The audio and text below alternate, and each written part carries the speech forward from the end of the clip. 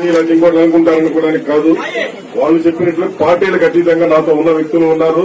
అలాగే ఇక్కడ ఈ రోజు వైఎస్ఆర్ కాంగ్రెస్ పార్టీలో నిజంగా 2019 ఎన్నికల్లో వీళ్ళందరికీ న్యాయం జరిగిందని ప్రతి ఒక్కరూ ఆ రోజు మర్రి రాజశేఖర్ గారు మంత్రి అవుతారని, మరి అలాగే మేము కూడా అలాంటి సీనియర్ నాయకులు మాకున్నారు మంత్రి అవుతాడని ఆయన అడుగుజాడలో మన నియోజకవర్గం బాగుంటుందని చెప్పేసి మేమందరం పనిచేశాం.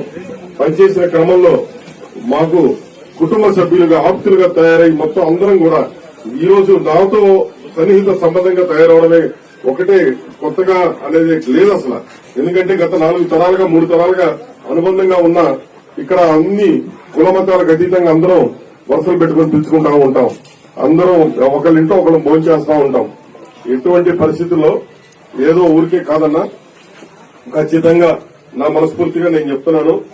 నాకు కాని పక్షంలో మర్రి రాజశేఖర్ గారికి ఇస్తే 20 కోట్లు నేను చందా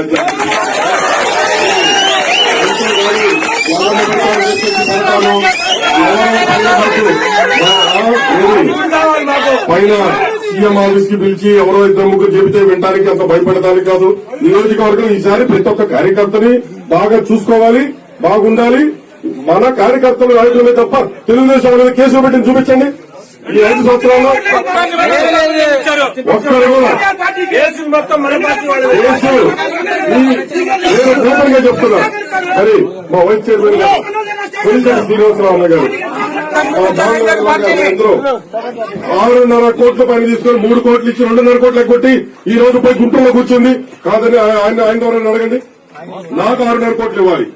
నేను ఇందాక సజ్జల దగ్గర అడిగితే ఆమె చిత్ర వదిలేయని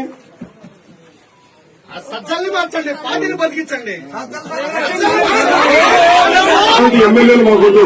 ఈ రోజు గుంటూరు నుంచి ఎవరు వస్తారా, లేకపోతే విజయవాడ నుంచి ఎవరు వస్తారో మాకు అవసరం.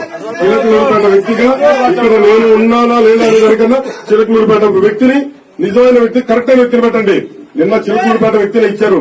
ఒక ఆడపిల్ల కష్టం తెలుసన్నారు, అదన్నారు, ఇదన్నారు. మీరు అన్నట్లే ప్రతి ఒక్కరు ఏదేదో పాటలు పెట్టారు. అందుకే ఎవరన్నా పాటలు